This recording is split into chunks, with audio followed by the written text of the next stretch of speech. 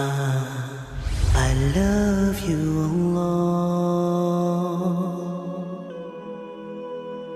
Now let's talk a little bit about what does it mean to have a heart and not think with it? Because you would think brains think.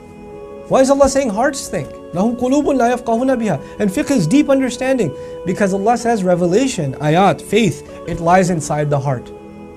So when I walk down the street, and maybe I'm walking down the street with a geologist or a botanist, somebody who studies plants, they can tell me the species of a tree, they can tell me how old a tree is, they can tell me what the best environment is to grow this tree to its optimal, span, or it's about to die or whatever. They can tell me all this stuff about this tree. I don't know any of that stuff. I don't study botany. I don't know any of that stuff.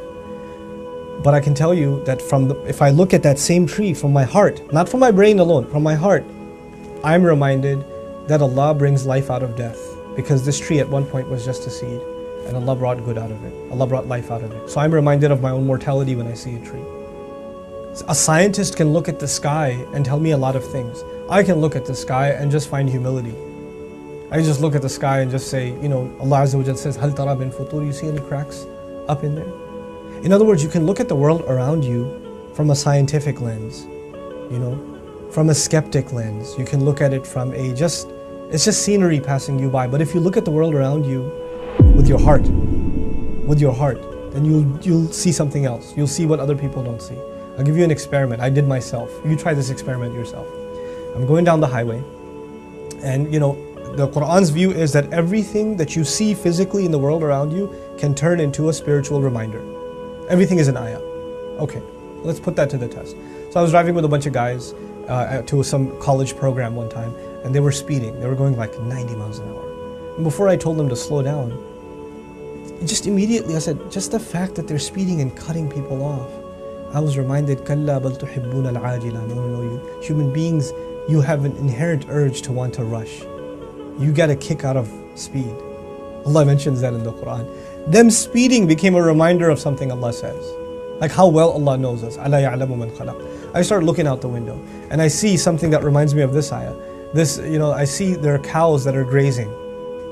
And the car goes by them, and any other animal, when a car goes by, a high-speed object goes by, it reacts. Birds fly off. Lizards go back into a hole. A deer is kind of dumb. It runs into the car. But like a cow, you know how it reacts? It doesn't. It just stays where it is. Its fur, your car whisks by it, maybe 2-3 feet away from it. It's right on the grass, right on the edge, right there. Its fur goes like that. It's like, you can feel the wind on its fur, and it still just continues to mow. Just continues to eat its grass. It does not care. It is completely oblivious to its surroundings. And then at that very moment I said, oh wow, subhanallah. When Allah talked about people that are heedless, He compared them to cattle. أُولَٰئِكَ كَالْأَنْعَامِ بَلْ هُمْ أَضَلُّ. They're like cattle, they are even more lost. أُولَٰئِكَ هُمُ الْغَافِلُونَ. They're the heedless. What could be a bigger example of heedlessness than cattle? Allah didn't even compare it to any other animal. Because other animals react. Other animals have sharp reflexes. Cattle don't. Even that became a reminder. Then we're driving and I see a billboard. It was a billboard about about buying a home, right? So this has got a picture of a house, and there's a family, they're hugging each other, and it says, own the American dream, and I looked at that and I said, subhanallah. First ayah that came in my head, إِنَّهُ كَانَ فِي أَهْلِهِ مَسْرُورًا.